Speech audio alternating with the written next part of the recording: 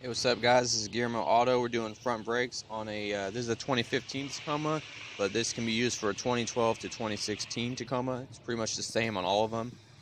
Basically, we got our clip here that needs to come out. I'm just going to use these flatheads, and you could just go to the top and pull it out there. Try not to bend it too bad, or just gently pull it out, and then we'll set this aside.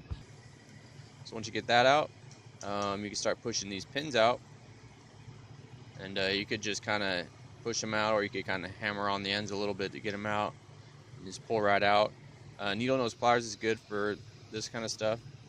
This clip right here, we're going to take it out. I like to pull it out from the pads first, so it's not under spring pressure. So I pull both sides out, and then I'll just pull this out, just wiggle it out, and then now get that so we don't lose it. We'll save this aside. Go and pull this out, put this aside. Now with these pads, to get them out, what I do, since there's 4 pistons pushing on them pretty tight, I'll take my needle noses and I'll put them down here, and I'll just spread my needle nose to push the pads against the pistons. It's like an easy way to push the pistons apart so you can pull the pads out. It's like this. There's other ways to push them in too. It's like a flathead, you could do it too. Alright, we're going to save this. I'm going to get this one out. And you could also pry on it like this with your flathead in the little hole. Push those pistons in a little bit. Alright, so we got this out. And next I'm going to take this 12mm off. Then after this 12mm, we'll get the caliper bolts. But for now, we're just going to get this 12mm. Okay, I got it off. And if you're not messing with the rotor, you might want to skip forward to the putting pads back in, but right now I'm taking this off to machine the rotor as well. It's a 17mm for the caliper bolts. Go ahead and get those. These are the ones you want. There's little bolts. These bolts on your caliper. These are no-no bolts. Don't take these off. Yeah, I've never took them off, but they're for keeping the caliper together. So make sure you get the right ones. Okay, got this one off. And they're on pretty tight. You have to muscle it a little bit probably. Alright, so I got that off. Let me get my bottom one off. Alright, now I'm going to take my caliper bracket off. And you're going to want to support this. Don't let it hang. This is a steel wire. See, I got a little jumper cable. I'm supporting it so it won't bend that steel wire tube. A rotor, you could put in little bolts and these little threads to push them off if they're stuck. Here's like a bolt that I use. I just put it in here and just tighten down and it'll push the rotor off. Alright, so I got my rotor off. I went and machined it. Now I'm going to put it back on. Get my new rotor, got it machined. You can take yours to Kragen or O'Reilly's, maybe they'll machine it for you. Or if you got a new rotor, put it back on now.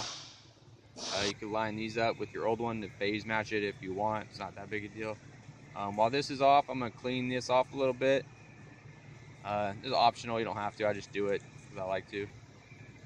Alright, so once I got that off, I'm going to take this jumper wire off and put it back on here. And put my caliper bracket bolts in. Being careful not to bend that wire. I mean the tube, brake line.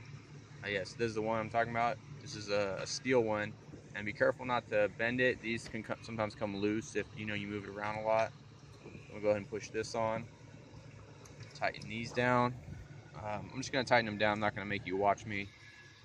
So I got my both the top bolts in. I'm just tightening them. All right, so I got those tight. And now I'm going to put my 12mm bolt back in over here. There's a little tab that the mounting bracket goes into. And then you put your bolt in. Go ahead and tighten this. Alright, now we got to compress the pistons a little bit back so we can fit our pads in there. There's multiple ways to do this. I have a tool right here. This tool is designed to do it, the Liesel tool. You could also do it the way I did earlier with the needle nose pliers, just spread them apart that way. Or if you don't have that either, you could use a flathead and the old pads to kind of push them on. But make sure you don't push on one side, one single piston at a time, because it'll push the other piston out. All right, so I got my pads here, and these are factory pads. I got the SHIMS. I'm just gonna put a little stuff right here. This is just like an anti-seize type thing to keep these shims on. The shims are for heat and supposedly makes them less squeaky. You could also lube the top edges of the pad to make them go in better. This sensor part goes in the bottom inner pad part. All right, so I put my pads in. Now I'm gonna put my pins in. Remember that clip's on the bottom. There's my 2 pins. You could lube these too if you want. What I usually do is I'll put my clip in, like kind of halfway in, and then I'll run my pin in too, like this. And then I'll put it in, but this pin's actually backwards. We're gonna have to fix this. But you want this spring to point outwards so it doesn't hit the rotor while the rotor's spinning. And this is what it looks like. I'll kind of zoom in on this so you could see what it looks like. But yeah, so you get your spring set up like this, and then you put your pin in, and the pin will hold the spring in place. And then you can go and put your top one in. But yeah, see, this is how the pins are supposed to go, because you want the holes on this side so you can put that spring in on the inner side. And again, here's the clip up close, you know, in case you forgot how it goes or looks. Remember, the holes are on this side, so we could put this spring in. This bent part, it may go on the bottom or it may go on the top. You just kind of got to do it and see which way it goes. This little part goes in this hole on the caliper bracket. So I went and put mine in. Mine on this side. This is the passenger side. The bendy part went on the top. If yours doesn't have a bendy part in like a different part, if they're both the same, then it doesn't matter. You know, just get it in whichever way. And that's it.